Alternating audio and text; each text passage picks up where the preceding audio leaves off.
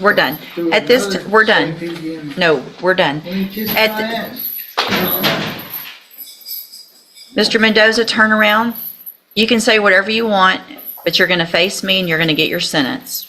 And if at this time I could give you more, I would, I promise you, but I can't. If you don't like the whole situation, hang on, don't overtalk me. Now it's just the time to listen. Do I get a new bond today? I'm not giving you a bond because you couldn't act right while you were on bond, which shows me that, no, that means I'm going to revoke your bond. You're going to jail regardless. You put a gun to somebody's head. We're lucky you haven't killed somebody because that's the path you're on. And Mr. Jackson, you were previously in court, entered a plea of guilty to the second-degree felony offense of engaging in organized criminal activity. I've received the pre-sentence report as well as incident reports from the Jefferson County Jail. Has everyone had an opportunity to review all of that? Yes, Your Honor. Are there any additions or corrections? No, Your Honor. Judge, I'm sure the court would like Mr. Jackson to take a little bit more responsibility for what he did in his version, and I would also assume that his next comments are going to be the talking to that everybody else in the jail is going to.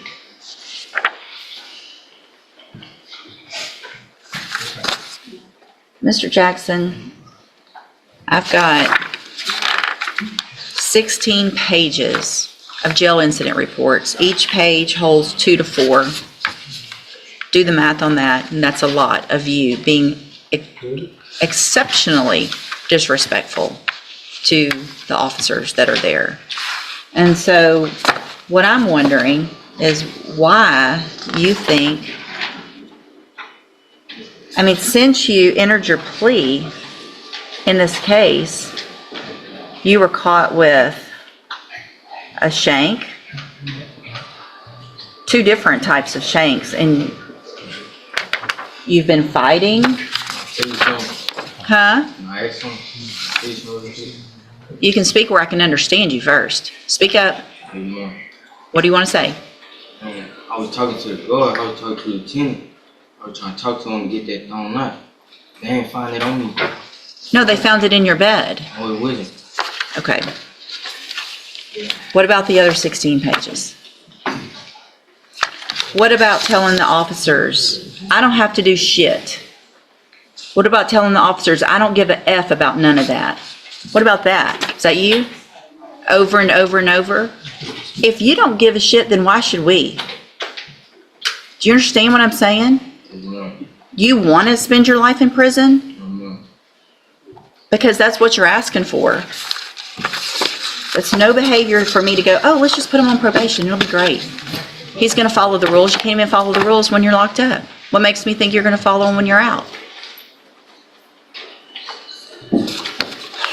I mean, the agreement that y'all have reached based on what I understand is very little criminal history, mostly because you're young and you haven't had time to do a whole lot. What is the status of the Hardin County cases? Do we know? Yes, Your Honor. They're waiting for us to resolve these cases, and then they'll be next in line. Okay. When we come to court, after we leave, I always inform them what we're doing, so they're aware. Okay. Judge, that kind of goes to the notion of, obviously, we were going to request if the court is in agreement with the following plea, ISF, that he cannot do with those pending. So our understanding and our agreement was for ISF, with the understanding that he would dispose of those cases very timely so that he can then go to ISF if that's what this court orders. Yes, Your Honor. Okay. So here's what I'm going to do, Mr. Jackson, and the rest is going to be up to you, okay? I'm going to follow the agreement that you made with the district attorney. I'm going to find sufficient evidence to find you guilty. However, I'm not going to do that. I'm going to defer all proceedings for a period of 7 years. You will be ordered to pay a $500 fine. You will be ordered to enter and successfully complete the cognitive track of the ISF program. That is a whole program, especially for you young people, to hopefully help you to make better decisions. But here's the thing about ISF. You're going to go to Hardin County from here, take care of those cases, and when you do get to ISF, 1 incident report is a violation of your probation. 0 tolerance. So you're going to have to prove to me while you're waiting in jail. In addition, while you're waiting in jail to go to Hardin County, if I find out you misbehave in Hardin County, Any of those things are going to be violations of your probation. Do you understand? A condition of your probation is going to be that you follow the rules in our jail, in Hardin County Jail, and in ISF, whatever those rules are. It's not going to be cussing at and calling names to the correctional officers who are just there doing their job. It's not going to be fighting. It's not going to be hiding things in your whatever. You understand? Because you may never see the light of day. You're going to be right back in here on a motion to revoke your probation. And because this is a second-degree felony, if you are back in here, the range of punishment, if I find that you violated your probation, is minimum 2 up to 20 years in prison. You understand that? Okay. If you take advantage of this opportunity and change the way you're acting, and are you successful on this probation, this is your chance of a lifetime today, because you do not have a conviction on your record. You're not a convicted felon. And at the end of the probation period, if you're successful, the case gets dismissed. You'll never be a convicted felon. The other side, again, though, one hiccup. You're on zero tolerance from the beginning on this. You're back in here with the motion to revoke and going to prison. Do you understand? A condition of your probation also, if it's not in here, is going to be that you are not allowed to be in the possession of or around any firearm. So if there are firearms in your house where you're living that aren't yours, they have to be locked up, or you are not allowed to have them. You're not allowed to have a firearm, period. Do you understand? Okay. And Your Honor, just for the record, we do believe that he'll be able to make this probation and won't be back here. His family is here. They've always been here, so they're Good. ready to support him with whatever he needs to make sure that he makes it over the hump. I hope so. I'm glad that they're here. And here's the thing. You probably don't like their rules either. Guessing from how you're acting, I don't think you like anybody telling you what to do. But at this point in your life, until you get off this probation, there's going to be a bunch of people telling you what to do. And you're just going to have to take that because you're the one who engaged in this behavior, right? So grow up, take responsibility. Good morning. Good morning. How you doing? I'm okay. How are you? Very good.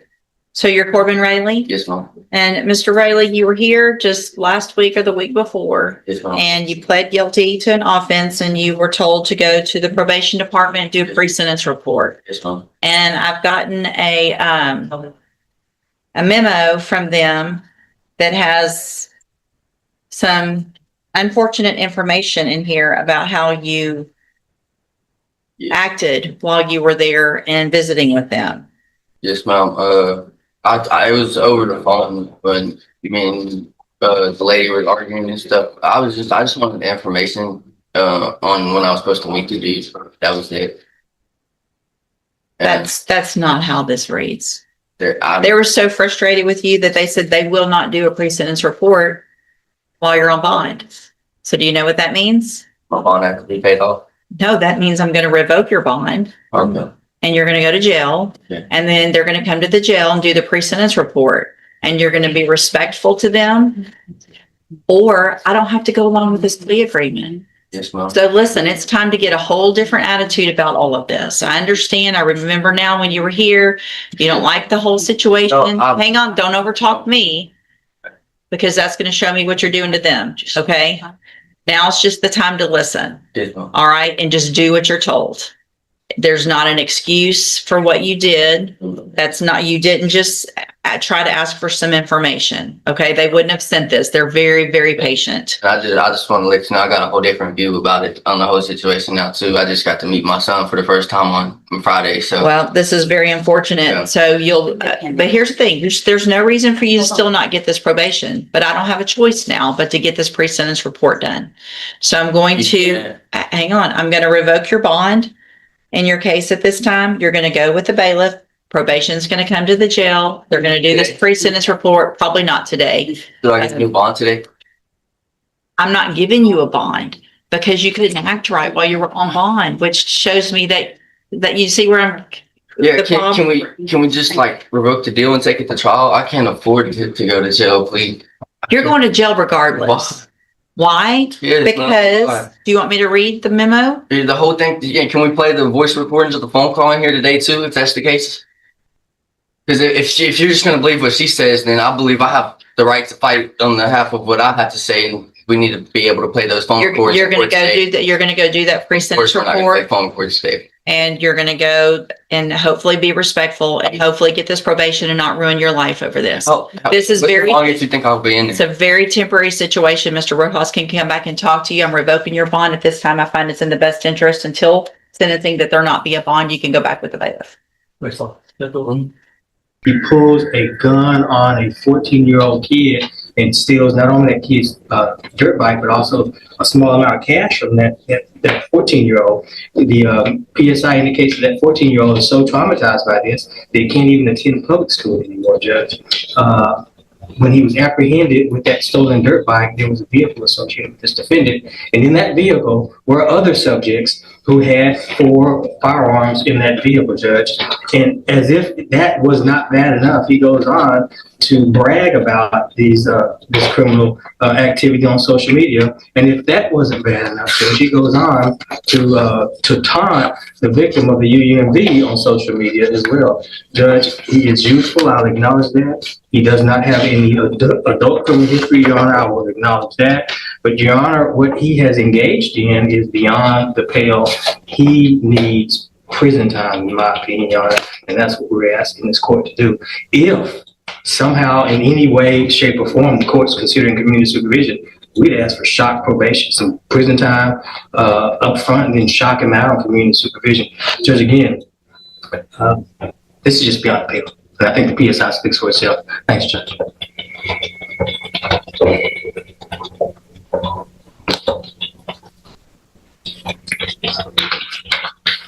Mr. Chopin,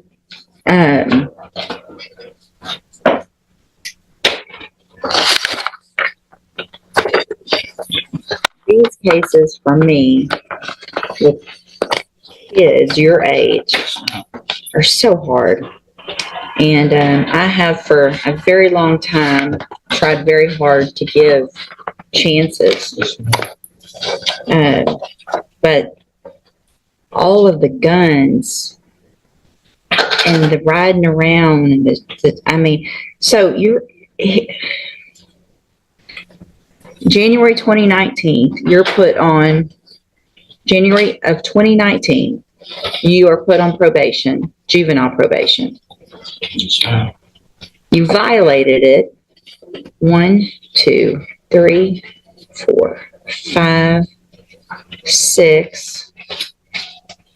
On your 7th time to violate, they finally sent you to TJJD, right? 7 times you were given an opportunity. You go to TJJD, obviously you're not there very long because you get out, and then in December of 2022, you commit an unlawful carrying a weapon, evading arrest or detention, and you're again put on probation. You're given another opportunity in January of 2023. So in this year, you were put on probation for a gun case and an evading case. While you're on that probation, after you've been to TJJD, you commit these 3 offenses while you're on probation.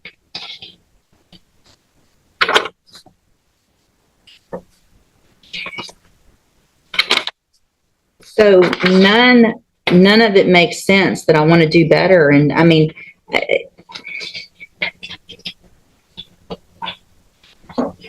all this riding around with guns and masks and stealing, and it's just crazy. It's just crazy. Go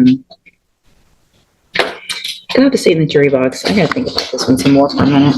So what I've done, in addition to obviously just thinking about it and looking at all of this a little bit more, is ask and get any incident reports that you've had since you've been in custody. And Mr. Chopin, I appreciate Mr. Lewis and what he's done and the arguments he's made for you. And like I said before, it really kills me to what I feel like I have to do to you young people. But we are in Jefferson County tired of young people running around here with guns. You put a gun to somebody's head. We're lucky you haven't killed somebody because that's the path you're on. You've had opportunities at probation And unfortunately, those haven't worked. You've actually already had 2. You were sent to TJJD, you got out, you still committed offenses, and then you got probation again, and then you're here. So all this talk of I want to do right and I'm going to do better is just a bunch of baloney.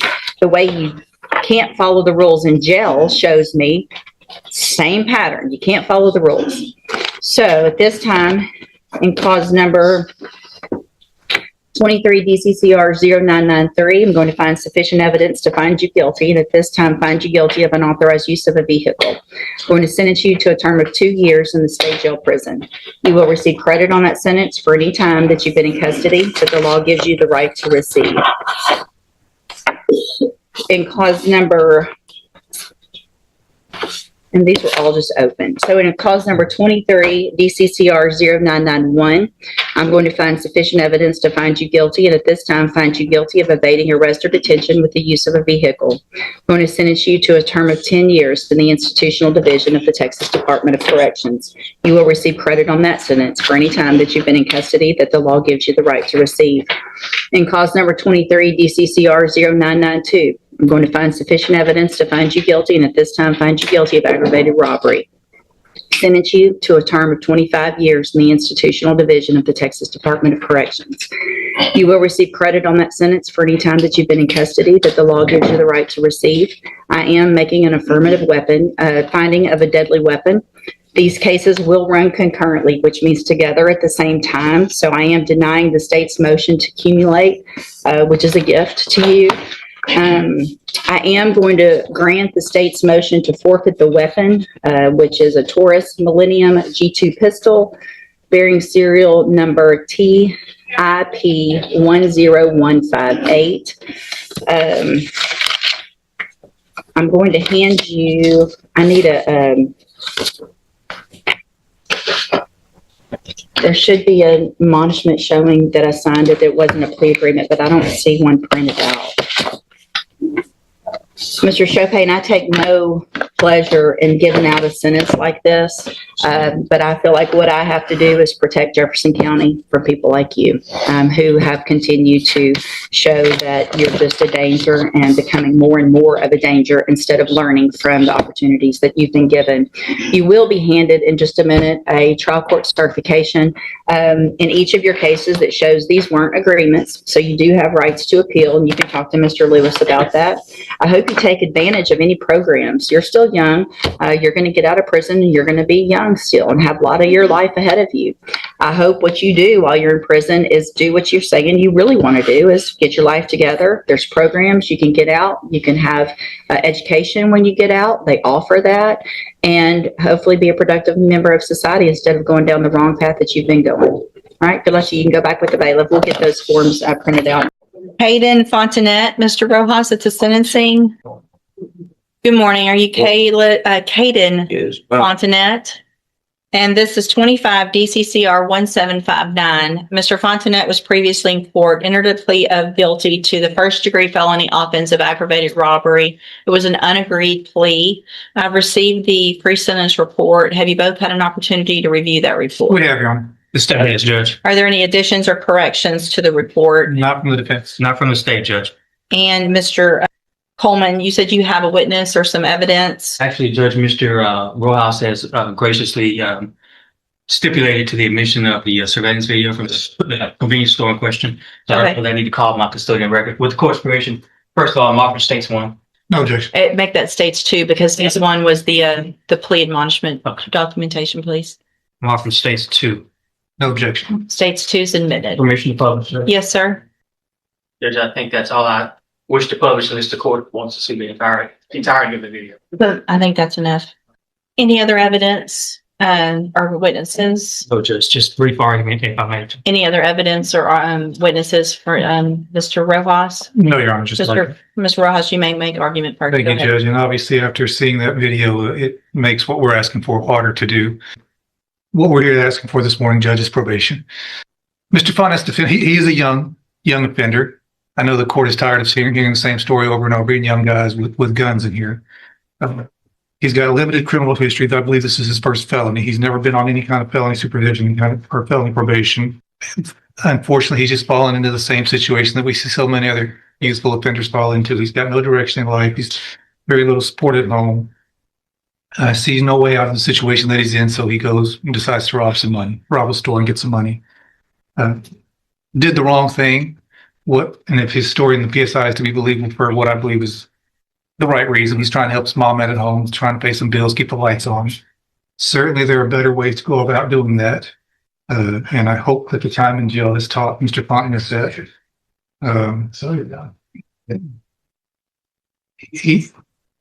We've got options here, Judge. We can send him to prison or we can put him on probation. Certainly, he's on the road if this conduct continues, he's on the road to prison. I don't know that the day is the best time to make that exit for him. He's got a long life to live. We can send him to prison. He can be there for a few years and come back out. I don't know that he's going to get the help that he really needs in prison. There are programs available on probation that if he's serious about turning his life around, like he says in the PSI, those programs can help him. And if he does take advantage of those, it in turn would make the community a little bit safer.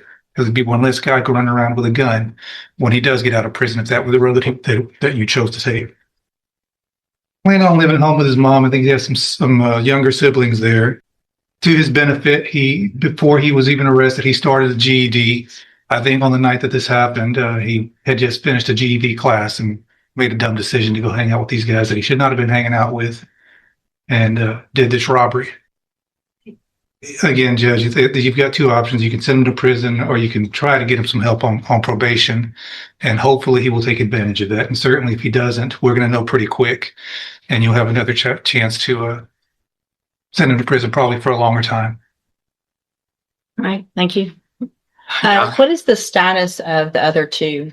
Are there co-defendants? Have they been charged? They have been charged, Judge, and I have both of their cases, Judge. And they have not been sentenced yet or No, anything Judge. like that? No, Okay. Judge. All right, go ahead, Mr. Coleman. Yeah, I'll be brief. Whether it's the Pine Club Apartments or Rogers Park or a Speedy Mart, you've seen this, and we've seen this in this community all too often. I'm preaching to the choir, Judge. Prayer vigils and advisory committees, all that stuff's fine, but you, Judge, are where the rubber meets the road. You are that person that can protect the community from somebody like this defendant. You are that person that can either let him walk out of this courtroom on probation with a piece of paper with conditions and promises that he won't resort to this kind of violence that you saw on that video, or you can ensure that the community is safe by putting him behind steel bars, concrete wall, and razor wire fence. I'm just asking, I'm not in the habit of begging, but on behalf of this community, I'm begging that you send this defendant to prison. The message that needs to be sent to this defendant and his circle of friends and anybody who would want to be like this defendant is that if you pick up a gun with the intent to commit violence, you're gonna pick up a 15, 20, 25-year prison sentence, Judge. And I'm just asking that you do this on behalf of people who live at the Pine Club Apartments, who just want to live in peace, people who want to go take a walk at Rogers Park and not be robbed, and somebody that wants to stop at a Speedy Mart convenience store and pick up some snacks without becoming a victim of a robbery. That's all I have, Judge. Thank you, Mr. Coleman. So, Mr. Fontenette, there was a time some years ago that there really wasn't even a question. State's attorneys were recommending youthful offenders, probation, let's give everybody an opportunity. And things have just changed in such an incredibly dangerous way with young people doing what I just saw you do on that screen. I cannot imagine the fear that person had that was working in that store, that he now has, just trying to go to work, make a living, and go home. And he has 3 people come in and not just grab a little quick something and run out, but terrorize him for quite some time. Pulling him around, yanking him around, putting guns in his face, all 3 of you. I also, in addition to the PSI, get jail incident reports. And you apparently like to fight and jump people, which is what's been happening in the jail. So it makes it very difficult for me to go, oh, this is somebody that's going to get out and behave, who can follow the rules, because you can't even follow the rules in jail. And the pre-sentence report shows that you're a high risk level, which tells me that after they've looked at everything, that you don't have, unfortunately, a good likelihood of being successful if I were to put you on probation. And Mr. Coleman's right. We're tired of it. And there's got to be something done. So in cause number 25, DCCR 1759, I'm going to find that you entered your plea of guilty freely and voluntarily. I'm going to find sufficient evidence to find you guilty. And at this time, I'm going to find you guilty of aggravated robbery. I'm going to sentence you to a term of 25 years in the institutional division. I'm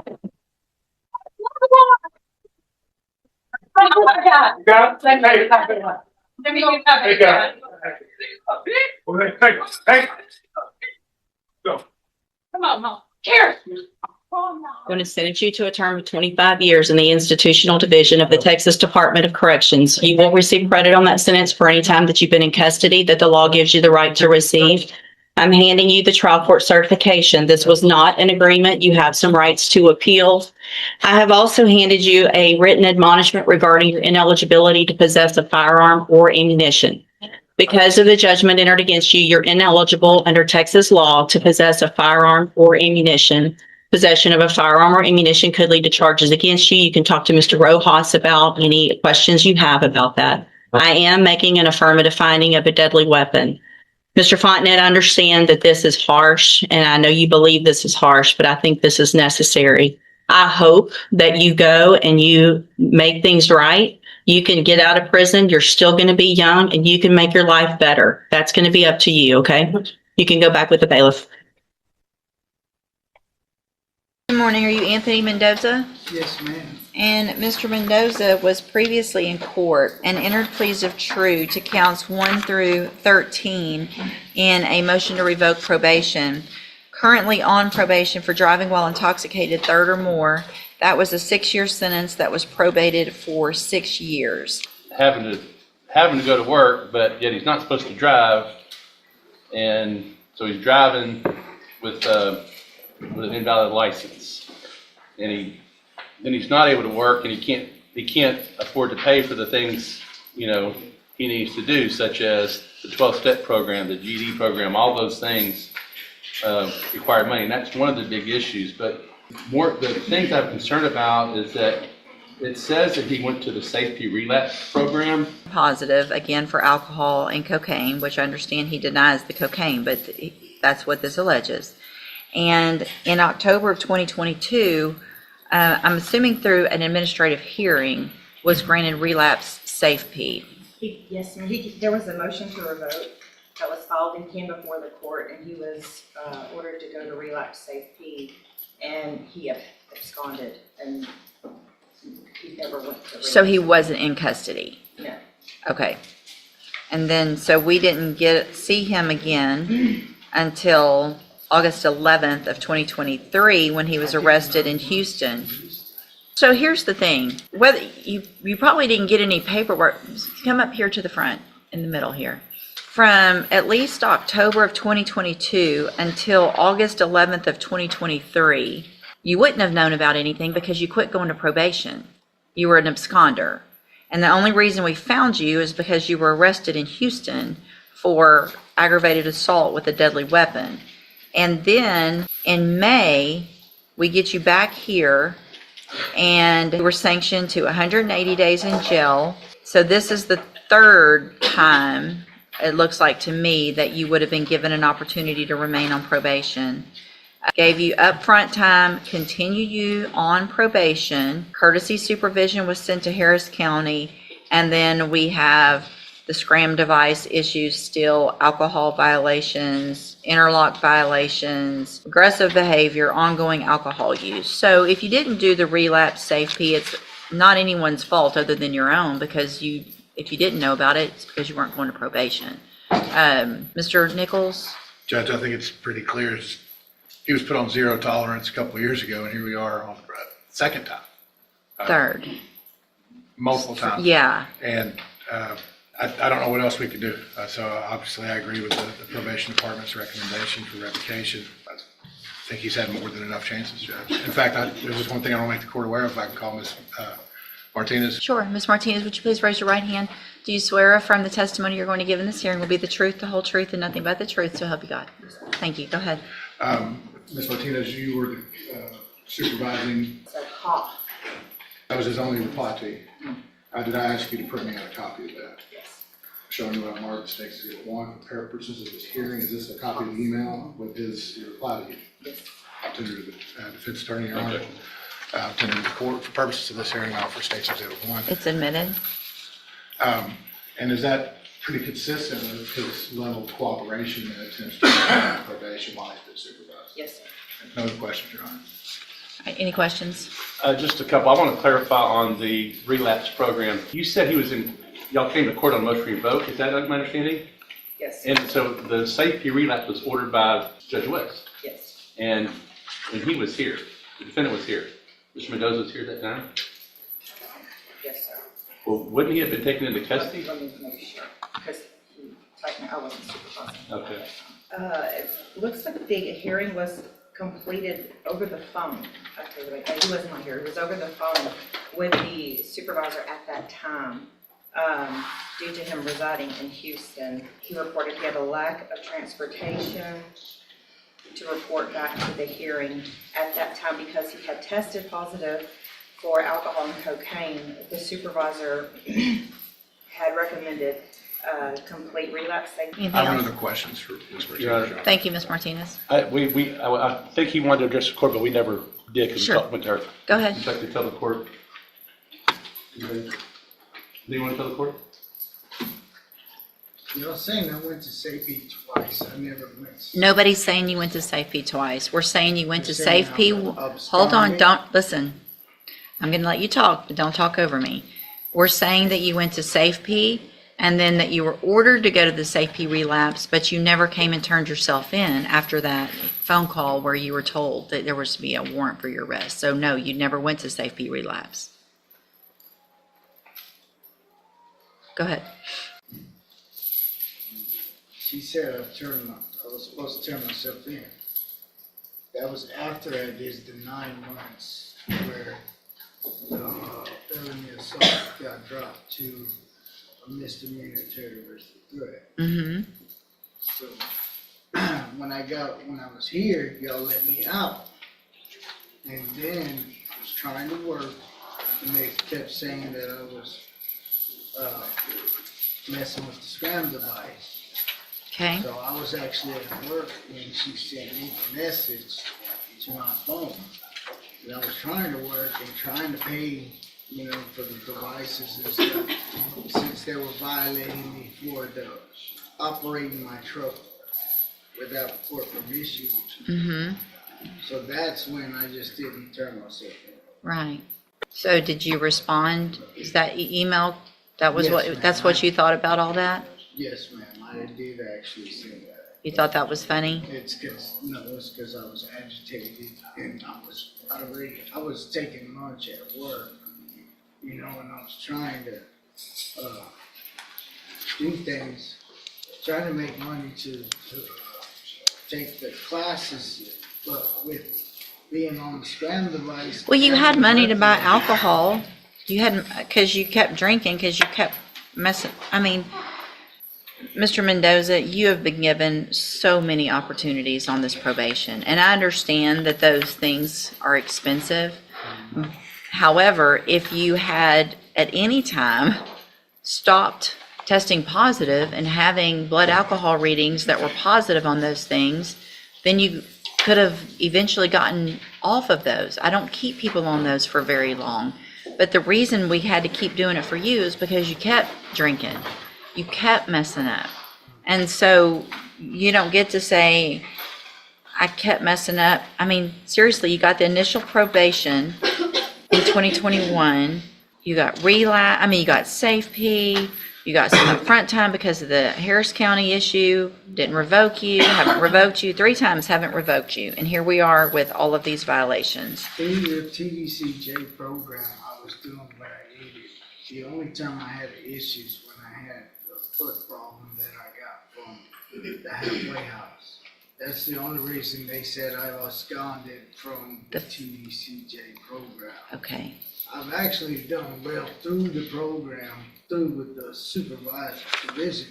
The only time I messed up is when they stopped supervising me and made me go do these things by myself. Well, I mean, how old are you? How old are you?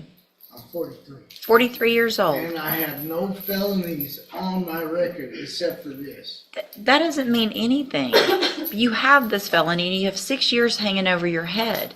And you've been given all the tools. You went to safety. You got aftercare. At some point, you have to take those tools and do for yourself and not come in and say, well, they made me do it for myself, so it's somebody else's fault that I kept drinking. We gave you the tools. If I can go We're done. through At this, another we're done. safety and- No, we're done. Let me kiss At my the- ass. Mr. Mendoza, turn around. You can say whatever you want, but you're going to face me and you're going to get your sentence. And if at this time I could give you more, I would, I promise you, but I can't. So I'm going to find that you entered your pleas of true to counts 1 through 13 freely and voluntarily. Find those counts true. Find sufficient evidence to revoke your probation, and at this time revoke your probation. Sentence you to 6 years in the institutional division of the Texas Department of Corrections. You will receive credit on that sentence for any time that you've been in custody that the law gives you the right to receive. I'm going to hand you a certification of your right to appeal. This was not an agreement, so you do have some rights to appeal. Y'all need to sign that before you leave right now. You need to sign that you're getting a copy of it, and then we'll give you your copy, and then when you're done with that, you can go back with the bailiff.